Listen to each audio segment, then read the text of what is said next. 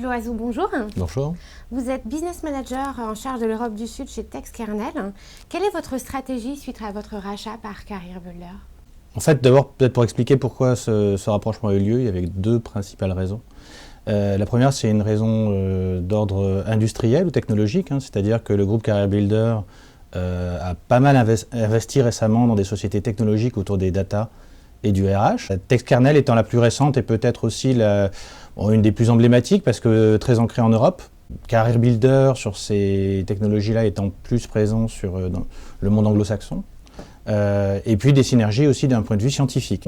On bénéficie évidemment d'une infrastructure en termes de moyens financiers d'abord, puisque CareerBuilder a décidé d'investir de manière très importante dans notre propre R&D en matière de projet, puisqu'on nous a demandé d'adapter sur le marché européen des produits qui sont actuellement commercialisés aux États-Unis.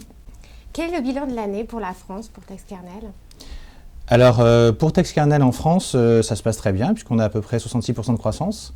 On a également acquis quelques nouveaux clients en Espagne et en Italie, donc ce sont les frémissements de l'Europe du Sud, on va dire.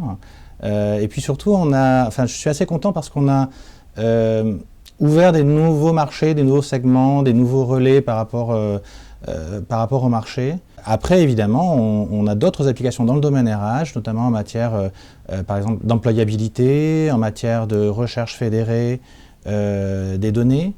Alors, c'est pas le big data au sens qu'on lui connaît habituellement, c'est pas du prédictif, mais c'est déjà les bases essentielles, c'est-à-dire la capacité à fédérer les données, à pouvoir les comparer, et ce qui est un prérequis indispensable avant de les analyser. Alors en 2015, on a beaucoup parlé de Big Data. Est-ce qu'en 2016, on va parler de Smart Data? Le Smart Data, c'est peut-être par ça qu'il faut commencer, parce que aujourd'hui, je pense qu'il y a eu un grand engouement pour le Big Data. Les personnes se sont dit qu'est-ce que c'est? Est-ce que c'est magique? Est-ce que c'est... On était dans une posture un peu incantatoire.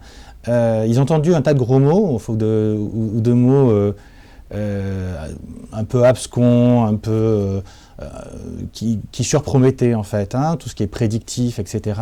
Il est très difficile de prédire l'avenir uniquement à partir du passé.